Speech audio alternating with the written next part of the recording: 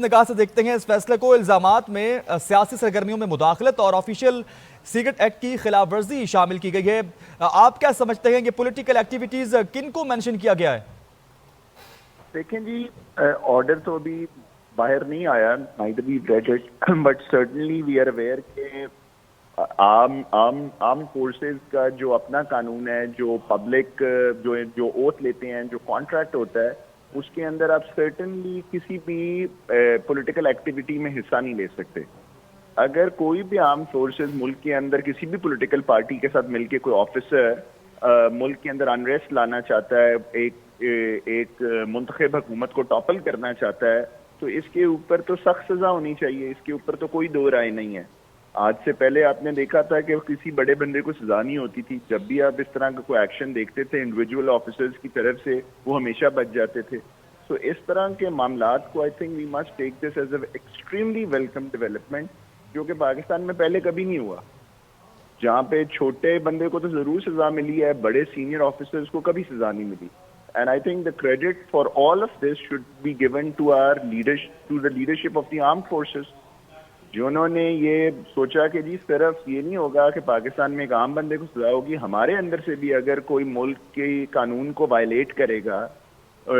Political instability لانے کی کوشش کرے گا، یا کوئی بھی آفیسر جس کو ہم عام زبان میں کہتے ہیں روگ ہو جائے گا، تو ہم اس کو سزا دیں گے۔ And this will act as a deterrent for other officers to not violate the discipline of the armed forces, which is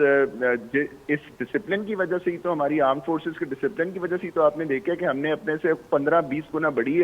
army کو، انڈین آرمی کو بری طرح سے شکست دی ہے۔ صحیح، بالکل درست آپ نے فرمایا، اور یہ چیز اس لحاظ سے بڑی اہم ہے جیسا کہ آپ نے تذکرہ کیا کہ چونکہ اس سے قبل کچھ لوگوں کے، کچھ طبقات کے ذہنوں میں گمان تھا کہ یہ احتساب صرف سویلینز کے لیے ہے، مگر یہ فیصلہ اس چیز کی عکاسی اور ترجمانی کرتا ہے کہ یہ احتساب کے ایلیمنٹ، یہ قانون کی پاسداری، فوج جیسے مضبوط ادارے کے اندر اپنے اعلیٰ سطح افسران کے لیے بھی ہیں، اور لاقانونیت کے ایلیمنٹ کی نفی بھی ہوتی ہے۔ بالکل، ایبسلیوٹلی، یہی تو بات ہے کہ جب یہ اسی طرح کے پرنسپلز اسٹیبلش ہوں گے جو تمام مہذب معاشرے میں، تمام فرسٹ ورلڈ کنٹریز کے اندر ہوتے ہیں، وہاں پر کوئی ایسی بات نہیں ہے کہ کوئی عام آرمی کا جنرل یا کوئی سینئر بیوروکریٹ مل کے ملک کو ڈیسٹیبلائز کرے۔ دیکھیں جی، پاکستان کمز فرسٹ، اس کے بعد ہم سارے اس کے بعد ہیں،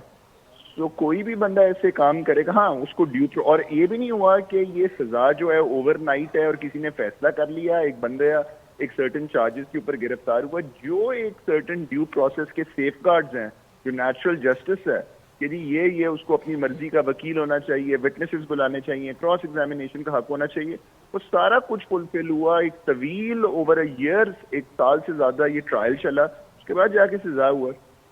So I think this is a very welcome development in the jurisprudence of Pakistan. Exactly, بالکل۔ حنیف صاحب، آپ کی جانب آؤں گا۔ حنیف صاحب، اس فیصلے کا تسلسل مستقبل قریب یا بعید میں کس طرح سے دیکھ رہے ہیں آپ؟